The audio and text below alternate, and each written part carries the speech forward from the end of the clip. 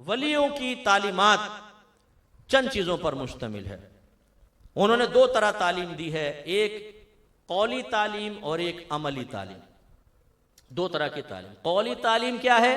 वो कुरान और हदीस को बयान करते थे, वो लोगों को फ़राइज़ की तरफ बुलाते थे, वाजिबात की तरफ बुलाते थे, गुनाहों को छोड़ने की तरफ बुलाते थे, उन्हें कुरान सिखाते थे, हदीस सिखाते थे। अल्लाह गवाही दे रहा है, यतलू अलैहिम आयातिही व युज़क्कीहिम व युअल्लिमुहुमुल किताब वल हिकमा। अपने नबी की शान बयान करते हुए अल्लाह ताला फरमाता है कि ये नबी इन सहाबा के सामने कुरान की तिलावत फरमाते हैं, इनके ज़ाहिर व बातिन को पाकीज़ा करते हैं और इन्हें किताब और हिकमत सिखाते हैं। यह एक वली का भी किरदार होना चाहिए, जैसा अल्लाह के नबियों ने किया कि वो थ्योरी बयान करे, कौल बयान करे, उसके बयानात ऐसे हों कि लोग गुनाहों को छोड़ें और इस्लाह की तरफ आएं। और दूसरी तालीम होती है अमली तालीम, जो कह रहा है वो करके दिखाए, बाअमल बने। जैसे मूसा अलैहिस्सलाम फरमाया करते थे, लोगों ने कहा कि हम कैसे लोगों की सोहबत इख्तियार करें? फरमाया ऐसे लोगों की सोहबत इख्तियार करो कि उन्हें देखो तो तुम्हें खुदा याद आ जाए। उनकी गुफ्तगू नहीं, उनका अमल तुम्हें नसीहत करने के लिए काफी हो। ऐसे लोगों के साथ रहो, और अगर वो गुफ्तगू करें तो तुम्हारे इल्म में इजाफा हो, यानी इल्म दीन में इजाफा हो। ऐसे लोगों को, ये वली की एक पहचान होती है कि वली जब बोलेगा आपको सीखने को मिलेगा, वली बोलेगा तो आप गुनाहों से तौबा करेंगे, इस्लाह की तरफ आएंगे, और उसका अमल और किरदार और उसकी सूरत और शक्ल ऐसी होगी कि आप देखेंगे तो आपका दिल चाहेगा कि मैं दीन की तरफ आऊं, मैं तौबा करूं। ये गुनाहों के जारी सिलसिले वक्ती लज्जत तो दे रहे हैं, लेकिन मुझे तबाह करेंगे, मैं इनको छोड़ दूं।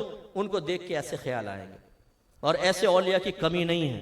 देखें आप अतराफ में, आपको नजर आएंगे कि आप शक्ल देखेंगे किसी की और आप कहेंगे कि हाँ यार ये अल्लाह के वली।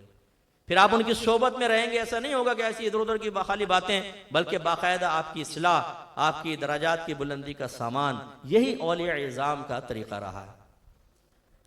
हमारे यहाँ कहा जाता है कि बर्रे सगीर पाको हिंद में इस्लाम औलिया किराम की वजह से फैला। सुना है आपने? औलिया किराम की वजह से फैला, औलिया किराम की वजह से यकीनन फैला।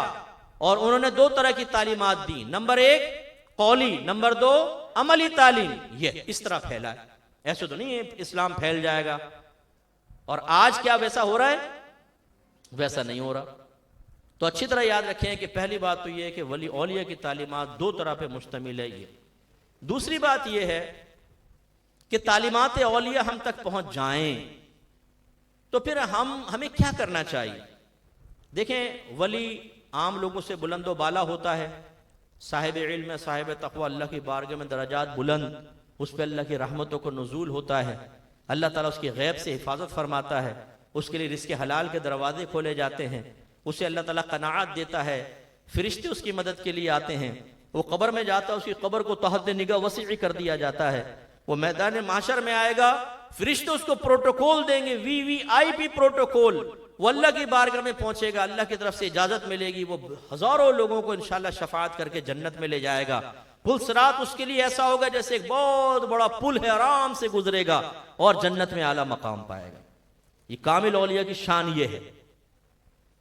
अब आपको मुझे चाहिए कि हमें गौर करना चाहिए कि जो तालीमात उन्होंने आम की, यकीनन उस तालीमात पर खुद भी अमल किया तो ये सारे इनाम मिले। तो आप और मैं क्या कर रहे हैं? जवाब ये मिलेगा कि हम सिर्फ उनके नाम का खा रहे हैं। उनकी तालीमात को कबूल करने के लिए आज खुद वली से मोहब्बत करने वाला तैयार नहीं है। महफिल रख लें, नारे लगवा लें, बिरयानी के आखिर में ढक्कन हटाएं, देख के ऊपर से खुशबू फैले और हम कहें या गौस हक, मजा आया। फिर वो आ जाए लंगर सामने और दबा के बोटियां खा रहा हूं, ये घर में कभी इतना पेट भर के नहीं खाए, यहाँ डबल खा लिए लंगर के नाम पर, और डकारे मारते हुए बाहर निकल गए। और बाहर निकलने के बाद तालीमात औलिया वो किसी और के लिए है, वही लड़कियों से दोस्तियां, माँ बहन की गालियां, गंदे काम, नमाज पढ़ना दुश्वार, रोजे रखना दुश्वार, कुरान तो खोले हुए कई साल गुजर गए ऐसे माशाल्लाह यहाँ पर नौजवान तशरीफ फरमाओगे जो अगर कुरान सुन लो कुरान तक भूल चुके हैं। माँ बाप से बदतमीजियां, हराम की कोई तमीज नहीं, हलाल की तमीज नहीं है। तो ये क्या हुआ? तालीमात औलिया को हमने खुद कबूल नहीं किया। ये कैसी मोहब्बत है भाई? जो सिर्फ खाने तक महदूद है, जो बयानात रखवाने तक महदूद है, बयान में बैठने तक महदूद है, इसके बाद लंगर डकारने तक महदूद है, फिर डकारे लेकर भूल जाने के लिए तक महदूद है। ये कैसी मोहब्बत है? ये हकीकतन मोहब्बत नहीं है, ये जाती मफादात हासिल करने की भाग दौड़ है। ये बिल्कुल ऐसा है जैसे आप किसी पीर साहब से राब्ता करें, बड़े बामल मुत्तकी परहेज़गार हों, वो कहें बेटा झूठ मत बोलो, ग़ीबत नहीं करनी चाहिए, फुला गुनाह नहीं, आप खाली सर हिलाएं और दिल में इरादा हो अमल तो कोई भी नहीं करना। कोई आपसे पूछे फिर आए क्यों हैं? यार वो बाबा जी जब जोश में आते हैं ना 5-5 हज़ार रुपए के नोट देते हैं